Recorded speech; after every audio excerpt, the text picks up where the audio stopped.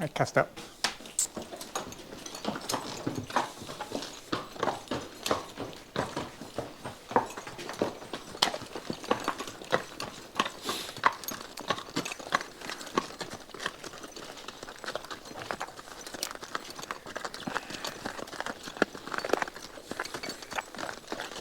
Hi everybody. Today, careful, Baron.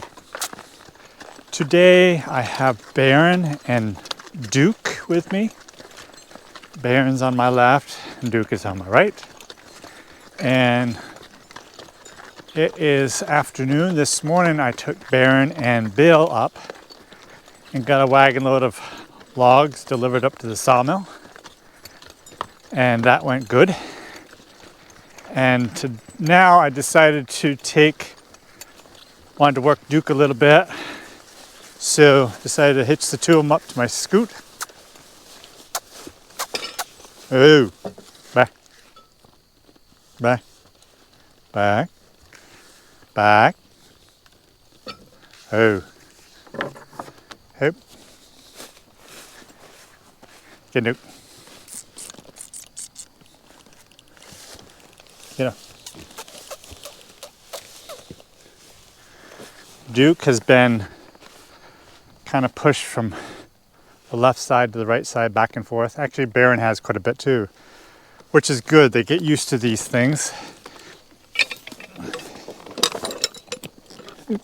For those of you that missed it, a couple videos ago now, I guess, I made this new tongue for this scoot.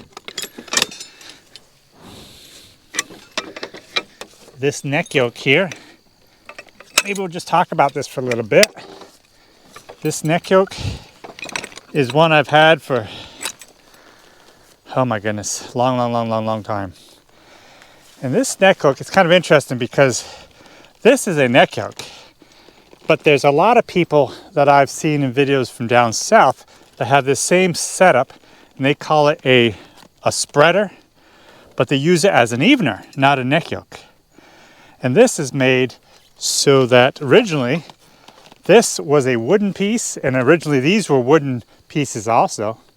But this was made in such a way that in the woods, when you're logging, if you broke this for any reason, you would just take your axe and go cut another piece that length and hew it down a little bit so it would fit right in the slot of this longer link.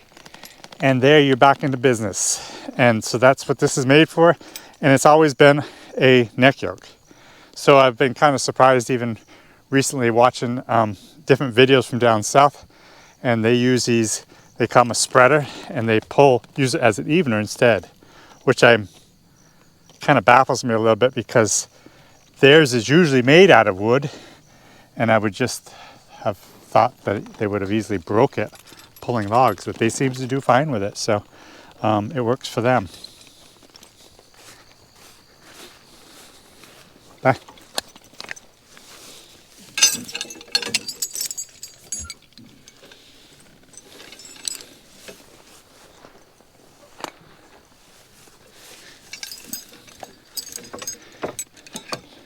Get it. Baron, get your butt in here. Hey, bye, bye, bye. Hey. So the main purpose of this video is actually to show you guys me putting shoes on Earl for the first time. Earl is a 4-year-old. He is a half brother to Duke, who is also a 4-year-old. And he is a full brother to Baron, who is a 5-year-old. Get away. Duke does not have any shoes on at the moment, although I've got some front shoes for him. I think I'm going to put front shoes on him because I need to trim his feet anyways, and I think I'm going to put the shoes right on him. Up here. Back here. Back up here. Back here. I'm quite sure I had that at the third link last time I used it, but it's doesn't seem to be going into place. So I'm going to release my pole strap And then I should be able to get it. And then I can tighten up my pole strap to make a nice tight hitch. Duke, get in here. Get in here, Duke. Get in there. Get in there. Oh.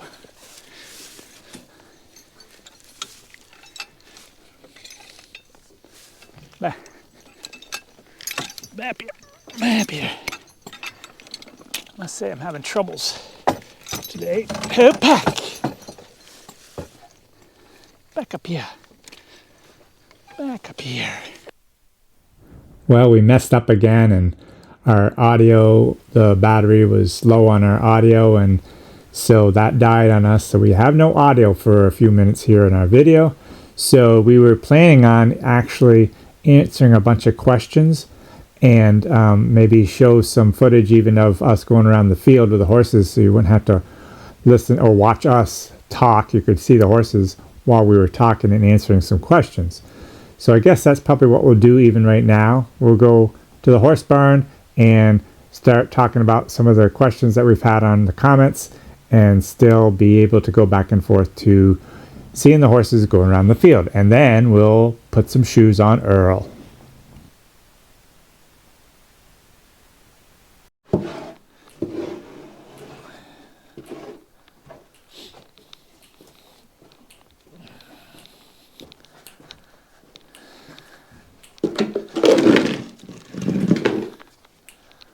Well, hi guys. This is going to be a little bit of a weird continuation of this video, as we were out there with the horses doing the exercise with them and lost our audio. So we're jumping now till ahead a little bit. This is evening, and I got some questions I wanted to answer.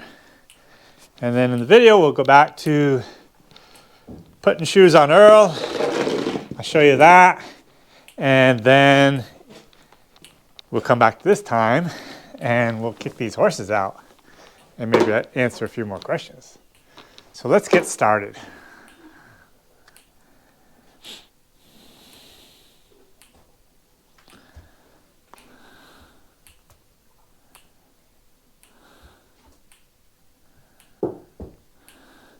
So I got two questions about bees, believe it or not.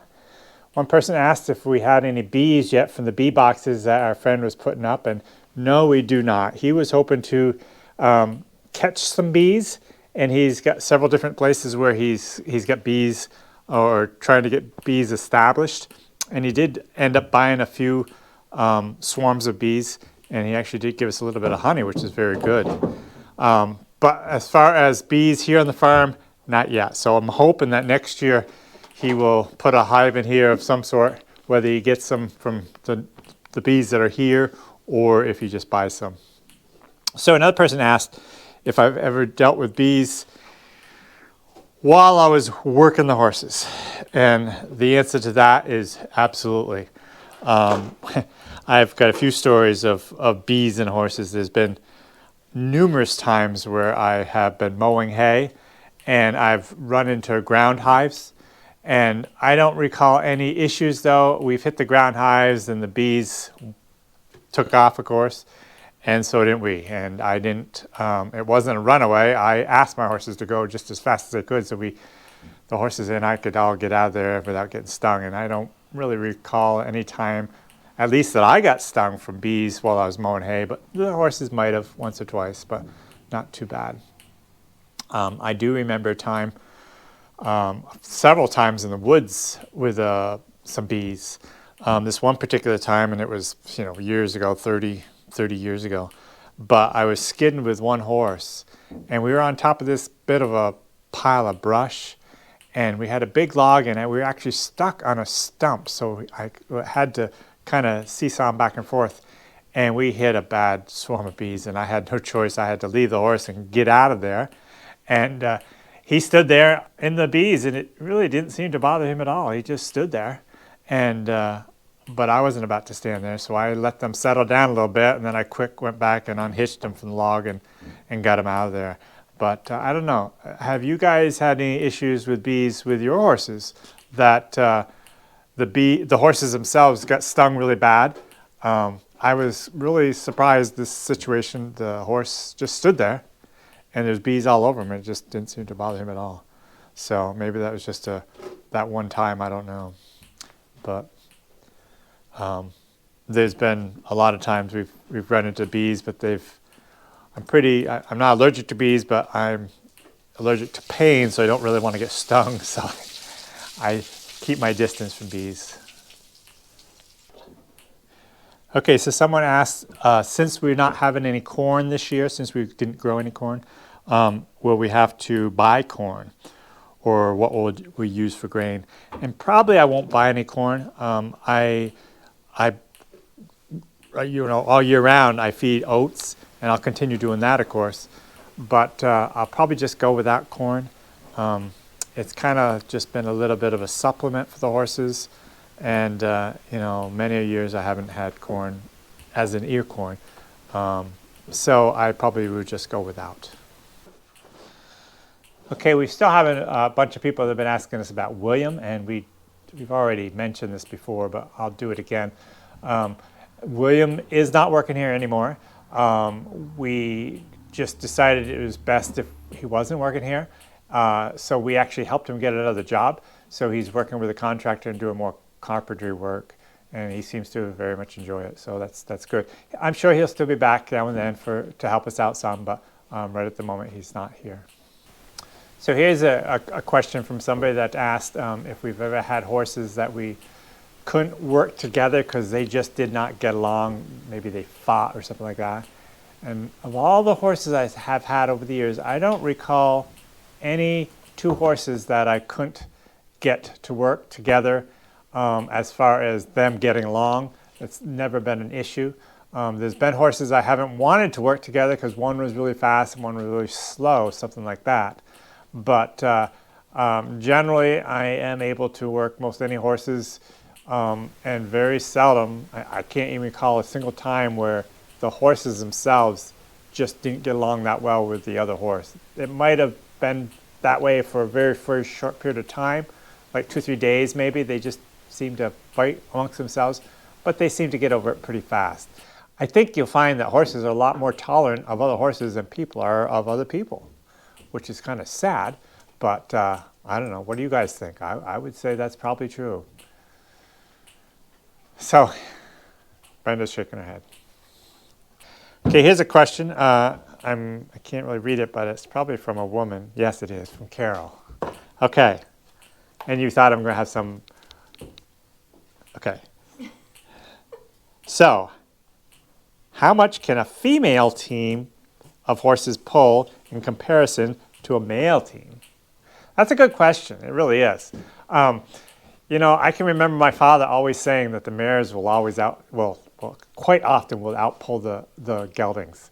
So horses are not like people. People, I think most everybody can say that generally in humans, the males are stronger than the women. But that's just not the way it is with horses.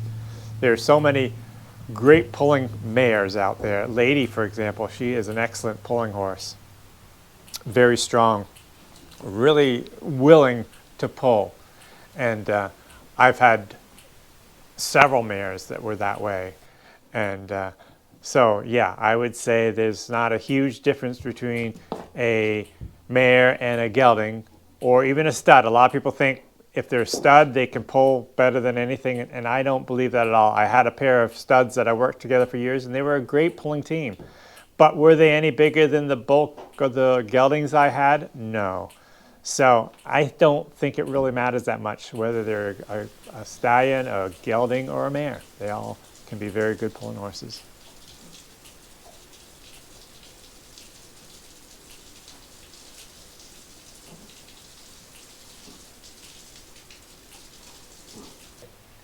Okay, here's a simple, quick answer to a simple question.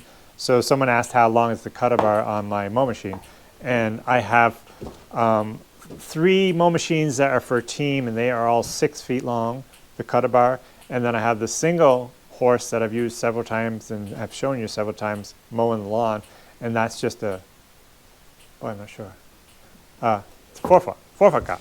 That's a 4 foot cup. but they come in all, you know, the single horse mowers, you could have a 3-foot cutter bar, you could have a 4-foot, 5-foot cutter bar on that. I know an Amish guy that's a little ways from here, and he has an incredible nice mow machine, and he pulls it with his driving horse. It has a 6-foot cutter bar on it, but it has a small Honda motor that runs it. And he says it works really nice, and I can imagine it does. So it just minor 6-foot on my team mowers, but it could be any size.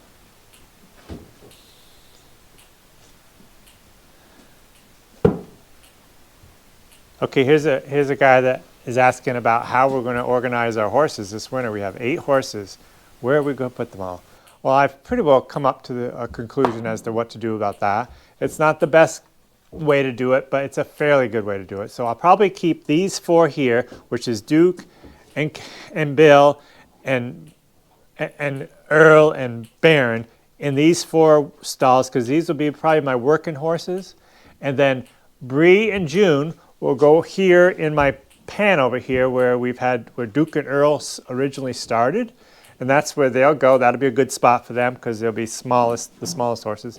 And I'll probably leave Lady and Ken in the big pen out there to our left where they can have more room, because Lady will be pregnant, and not that she needs extra room because of that.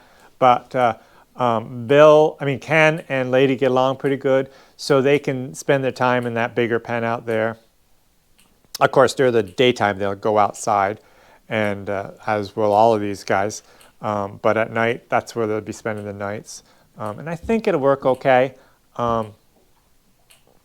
With Ken and his leg problems with cellulitis that we've had off and on, I think it's probably just as well if he is out there and moving around quite a bit. So that's our plan anyways, to put them in those spots. So.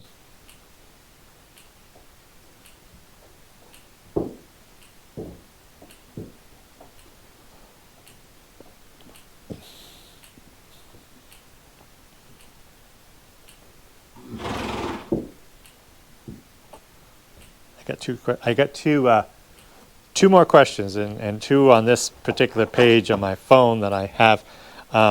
Someone asked, was that a rabbit at 26 minutes on one of my last videos?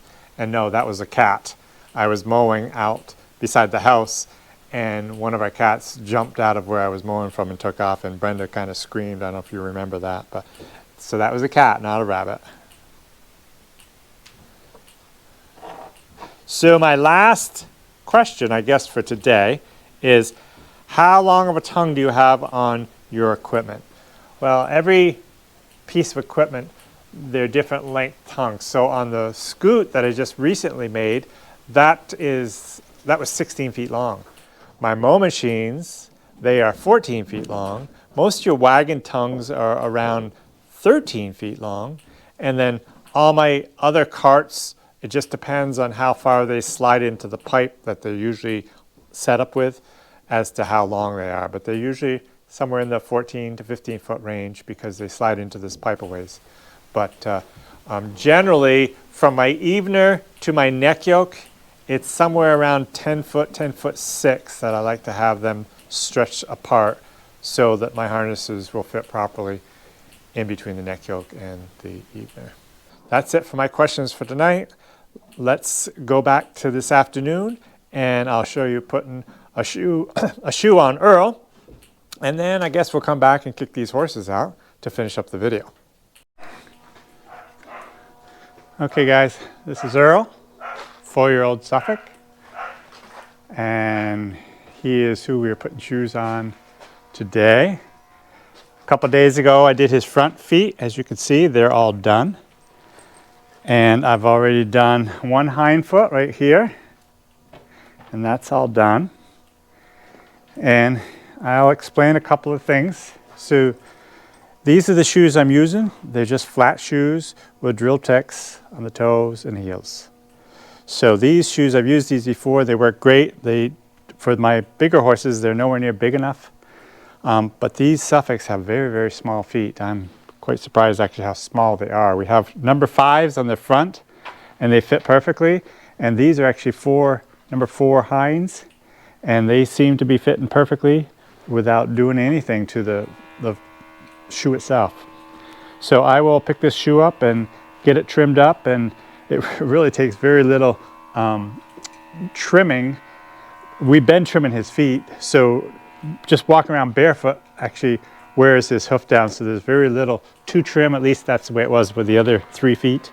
And so it's just a matter of kind of cleaning them up and slapping the shoe on. And this first time with shoes, in a lot of ways, it's so simple because it's just very little to do, as long as the hooves have been trimmed, you know, on a pretty regular basis. So we'll get this one up. He has been trimmed quite a few times in the stocks now, so he's fairly good. But the further hind foot, he did not lift up very good, so I had to double rope it type of thing. I will see what will happen now. If he fights me, I'm just not going to bother fighting him. He's going to let me have it though. Hip, hip, hip, hip. So as he picks it up, I grab the toe of his hoof, and I can hold him better. Relax. And Susie relaxes a little bit, and I get the rope over the post. This is not really the way these are normally set up. They're normally set up to have a spot right up here, actually, that you wrap your rope around, but mine's gone, so I have to just tie it, which is fine. And then usually I'll take this strap here and put it around his foot also, so that he can't fight it and have the potential of him getting hurt or him hurting me. So that's all we do with that. And you can see I haven't even touched that foot yet, and this shoe is going to go on there so easily. It's almost perfect right even now. So I'm going to trim a little bit off that frog.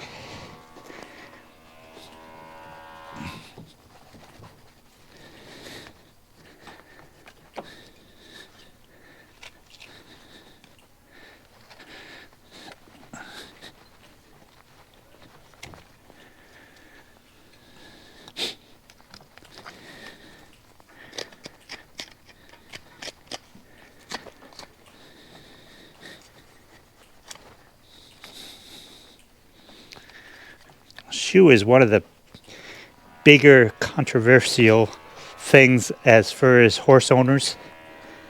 Everybody has a specific way that they like it done, and it's so often the case that even professional shoers do not agree with each other all the time.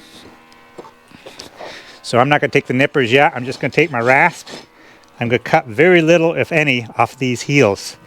That's a problem I've been having with heels too low. So all I'm going to do is just touch those heels with the rasps and get more on the toe. And try to get a flat foot here, flat surface to set that shoe on.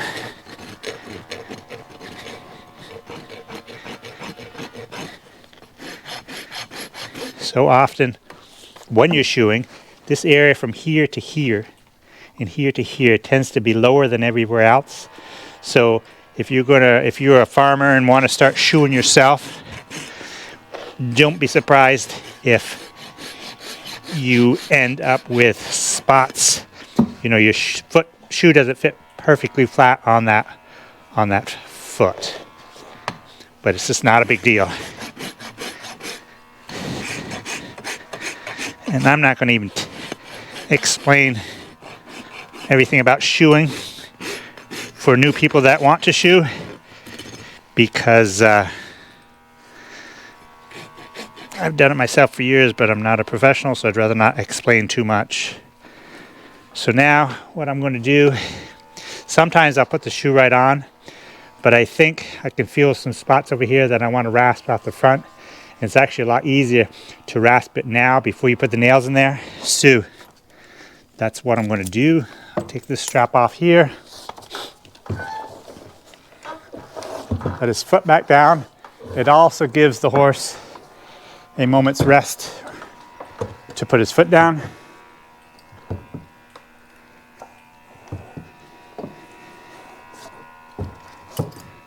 And just like I said before, if I have to double it up the rope.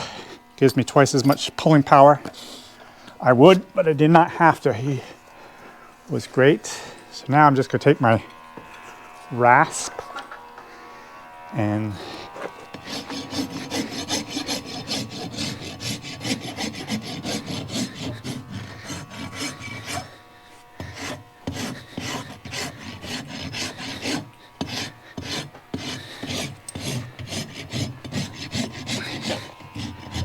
now I expect I'm gonna have to take my nippers right here and cut a little bit more from the bottom side so that my toe clip will go in there, right? But maybe I can take it off with a rasp right here. At least some of it.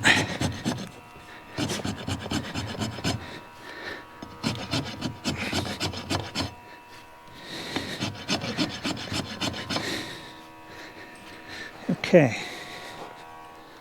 So now we'll let them back down again.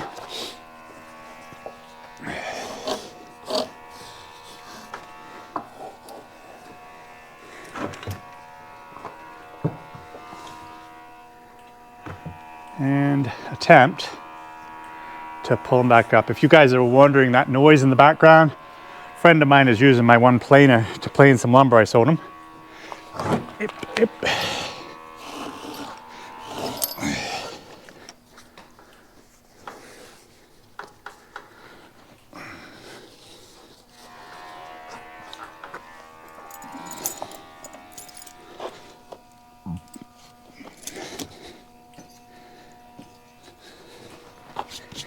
So now, as you can see, that clip right there, I bent it ahead so it's not in my way.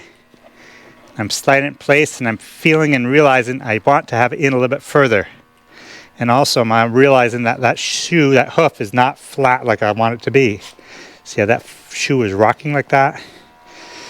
And as I'm looking at it, it's telling me that, well, I'm going to take the clip area off first. So I get right to the front of the frog there. And okay, let's skip.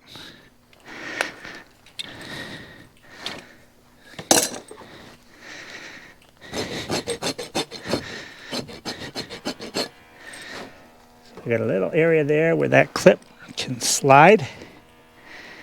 And just by having it slide back a little bit, that shoe is not rocking anymore. But I can see though that right here, I need to, just the toe part, I need to take more off so it will lay flatter. Skip, get.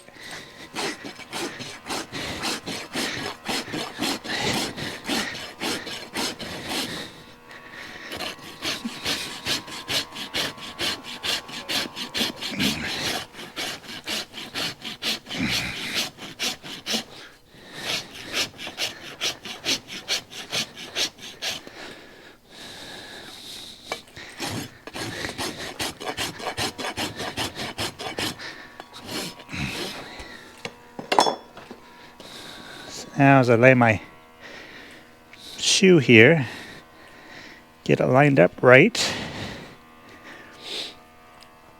Can I say that it looks like you have pure gold on there? Yeah, I know.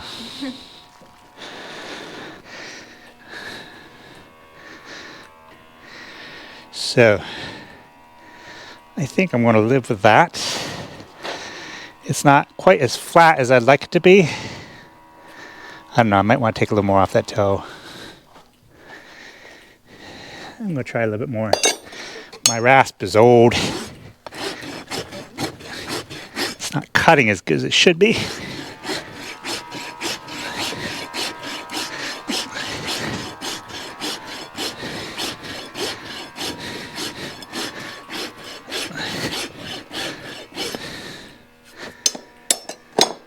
And as you can see, I'm not even touching this spot right here, on both sides, okay, right here, just the toe. Okay, I think I'm gonna live with that. see about getting some nails in.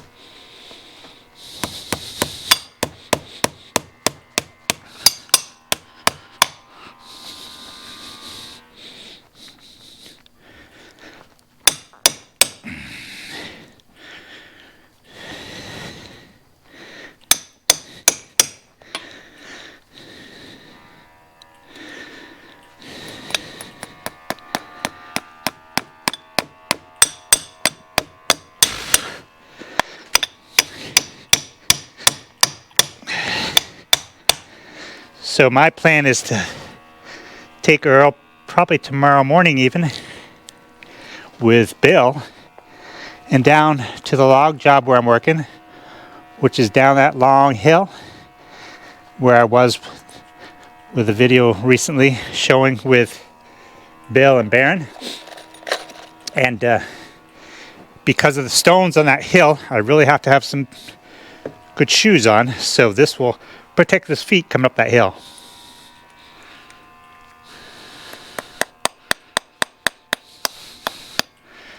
Uh-oh.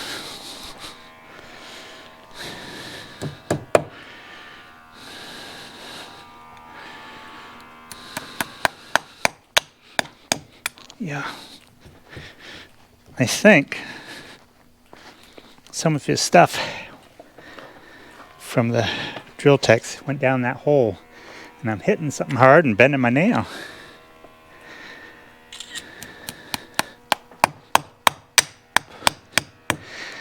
Oh man, did it again. That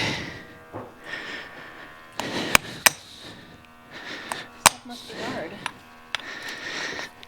I didn't think it was on that foot, but it was too. I mean on that hole. Let me get the other nails in here.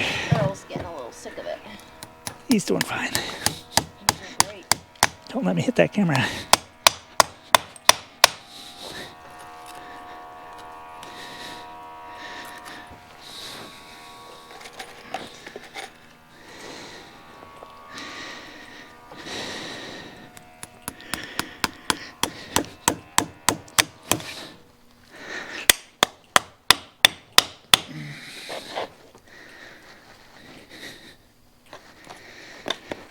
And what I've been doing also, because I want these heels to grow more, I was told that if I don't put the last nail in, it'll help the heel. It'll be a little more give to the shoe, and it will more apt to allow the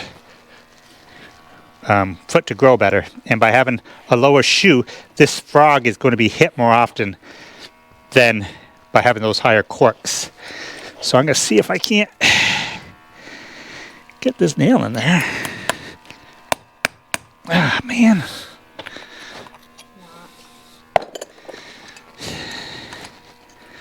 I don't know what's going on with that nail hole, but I do have an idea.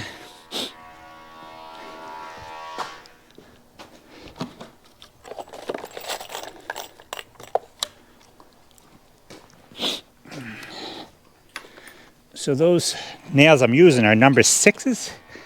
And these are number 8s, a lot ruggeder nail. So I'm going to see, I'm not going to put it all the way through, but I'm going to see if I can get it. Nope. Oh my goodness. That's not good.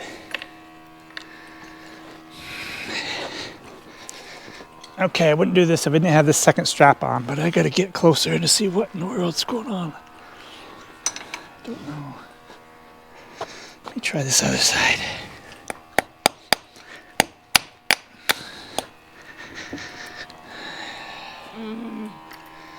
All right.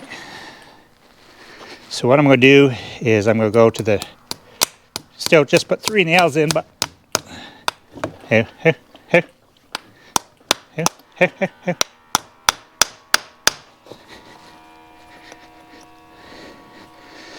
There's still a lot of shoe back here with no nail, which is what I want to avoid. I don't want to put a nail through there. And okay, one more go. But since I can't get any nails in those front holes, I'm going to have to do this. But this one here is going to be trouble. That really stinks. I had a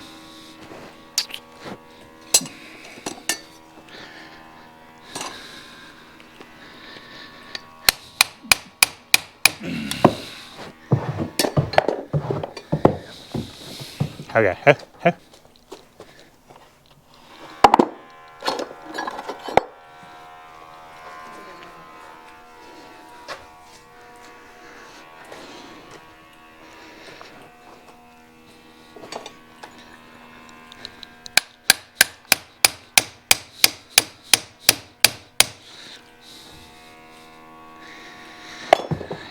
Hey. Hey.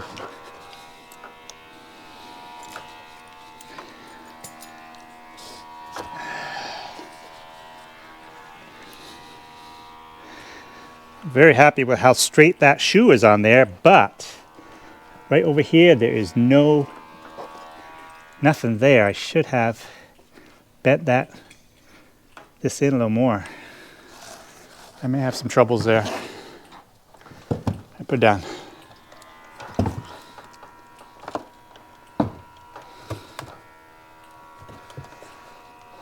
I know I gotta get that front nail in. It really stinks. I'm just gonna go sharpen this. Okay, so this is what I'm trying to do. There's something apparently in these holes. That's why I can't put that nail in. So I have this punch that's specially made for this. I had to grind it down a little bit. But I should be able to hopefully pound through, and that should, I can feel the tip of that punch. So maybe it will pound through enough so I can make this work. Come on. Come on. Oop. Oop. Oop.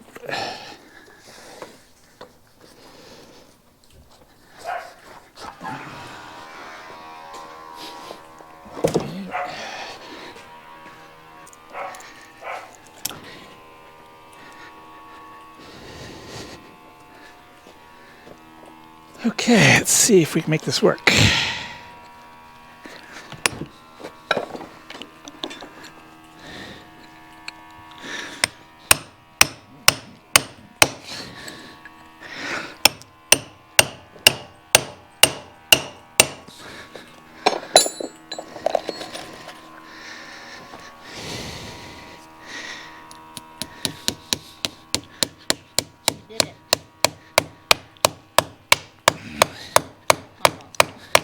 I did it, but there's still stuff in there. That's why the head isn't going down in there like it should. But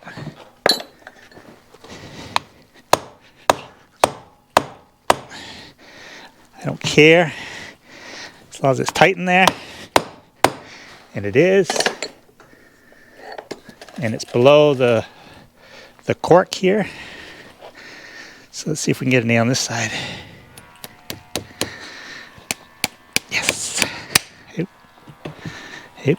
Hey. That one countersunk in, which close to 2. So that's good, real good.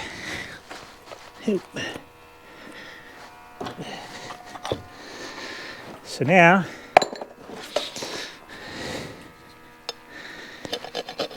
just gotta bend the nails over.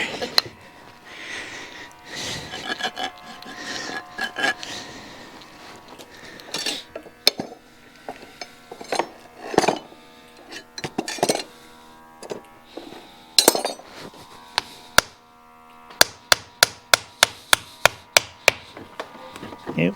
Hey.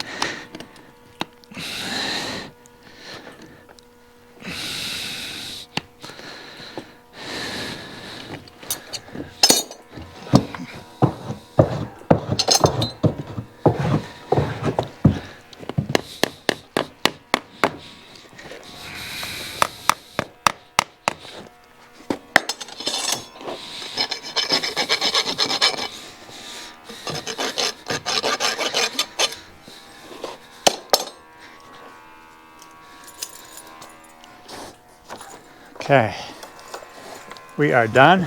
There's one thing I wish I had done a little bit differently, but maybe in the long run it's going to be better. Oops. So this heel right here, because of that last nail hole, which I didn't want to use anyways, if I bent it in a little bit, you know, before I put the shoe on, it would have allowed me to put that last nail in there. But it's on that heel very well. So I feel it's even better as it is, and we want this hoof to grow. So that's going to help that hoof grow because of the way that shoe is. So, yeah, that's the way it is with shoe, and it doesn't always go perfect, but I'm still happy with that. The problem with these shoes like this, because there's no hoof here, when a horse steps on it, he steps on that shoe, and then he loses the shoe, because if the other horse standing next to him stepped right there, he would pick his foot up, this guy would pick his foot up, and the shoe would fall right off. And or you can get caught easier on something. But when you have no side hoof there, it makes it kind of hard. But this should really help him with shoes on now to grow those feet like they should be growing.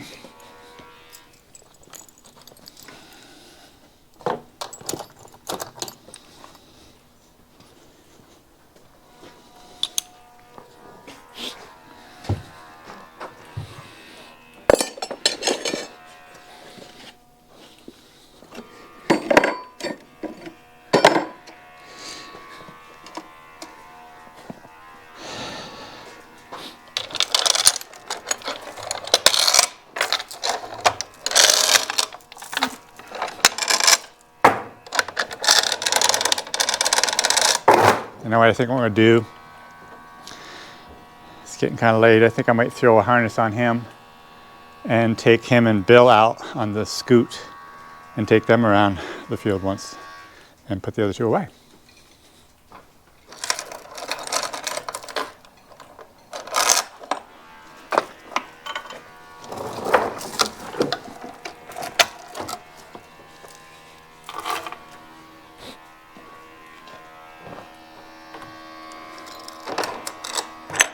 Back up, barrel.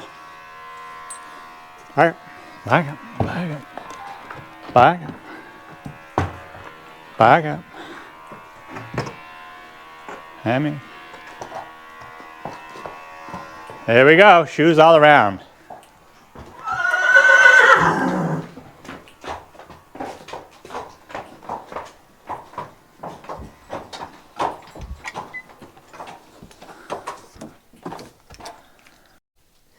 Right now, Jim's turning on the water, and everybody was watching to see where he went. They know the routine. And somebody asked recently, do we ever clean the water tub out? Yes, we do. Because right now it's quite empty. And when it gets quite empty, then we do clean it out. Because they come over here to take a drink and they got junk in their mouths. It gets little tidbits of oats and hay and whatnot. But we recently cleaned it out. See if Barry wants a drink.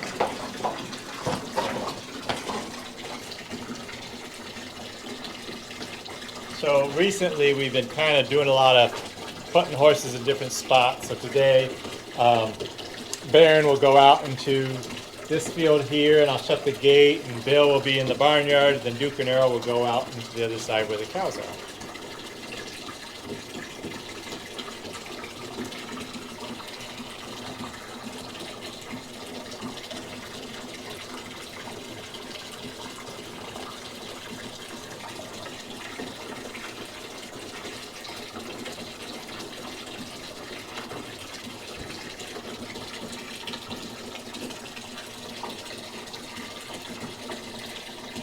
They also do have water outside.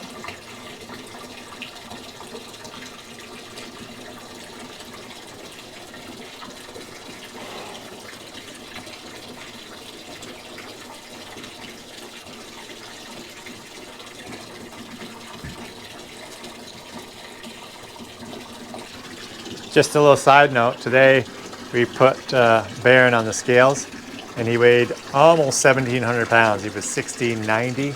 And I also put Earl on the scales, and he weighed 1,710. So they're actually gaining weight.